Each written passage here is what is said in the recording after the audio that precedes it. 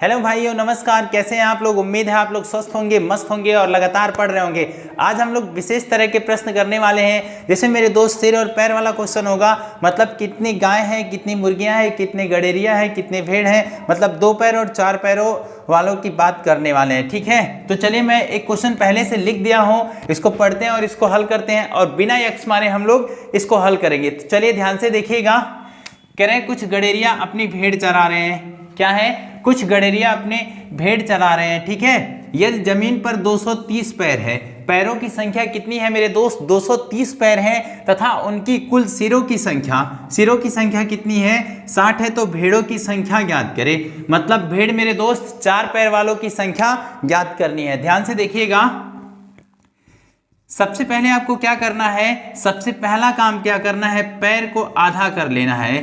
पैर भागा 2, मतलब 230 में 2 का भाग देना है। जब 230 में 2 का भाग देंगे कितना आ जाएगा मेरे दोस्त? 115 आ जाएगा। ठीक है, और सिर को कर लेना है डबल, सिर गुणे 2। सिरों की संख्या कितनी है? 60 है ना, तो 60 का गुणा 2 से करिए, कितना आ जाएगा? 120 आ जाएगा। अब आपको क्या करना है? 120 में से 115 घटा लेना है। ऐसा करते ही सदैव 2 पैर वाले का आएगा।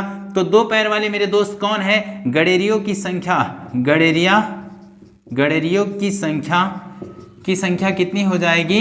गडेरियों की संख्या हो जाएगी 120 माइनस 115, तो कितनी हो जाएगी मेरे दोस्त? 5। गडेरिया कितने हैं? 5 है।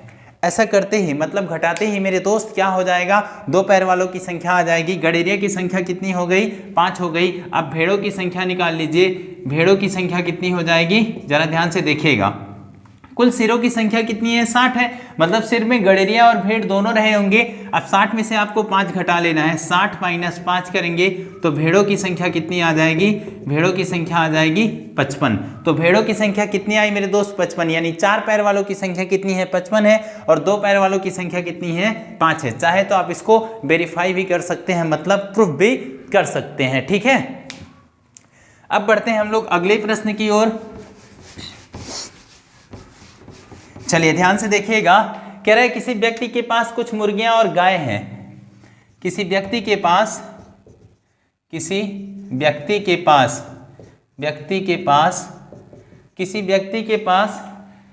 मुर्गियां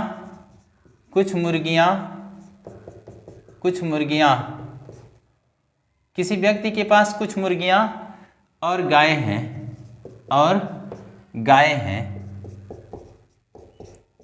किसी व्यक्ति के पास कुछ मुर्गियां और गाय हैं। इनके सिरों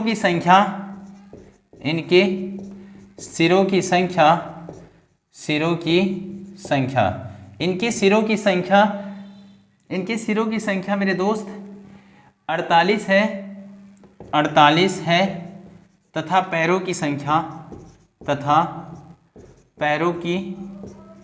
कुल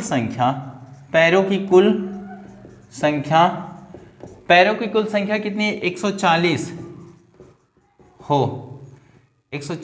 है। तो मुर्गियां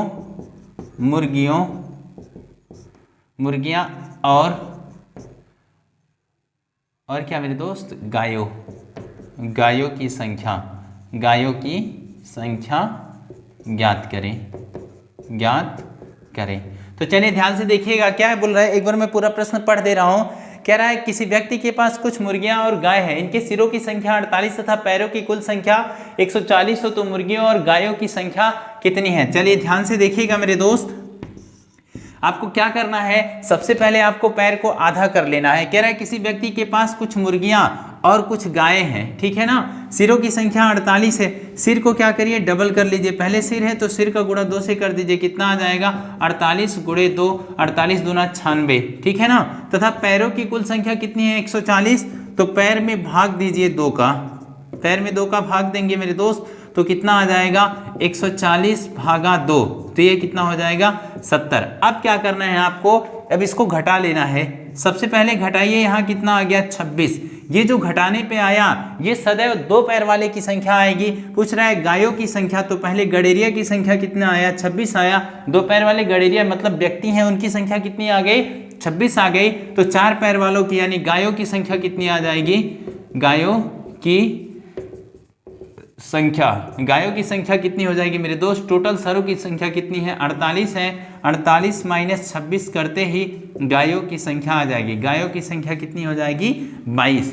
तो गायों की संख्या कितनी हो गई मेरे दोस्त? 22 हो गई। और गडेरिया की संख्या कितनी हो गई? 26 हो गई। इस प्रकार आप इसे बड़े ही आसानी से निकाल सकते हैं। उम्मीद है आप लोगों को समझ आया होगा। तो दो पैर वालों की संख्या लाने के लिए सिर को मेरे दोस्त डबल कर लीजिए और पैर को आधा कर लीजिए। ऐसा करते ही उसके बाद घटाएंगे आप, घटाते ही दो पैर वाला आ जाएगा। टोटल सिरों की संख्या में से आप दो पैर वालों जानवरों की संख्या घटा दीजिए तो मेरे दोस्त चार पैर वालों का आ जाएगा। तो इस तरह के प्रश्न को बड़े ही आसानी से आप हल कर सकते हैं। धन्यवाद।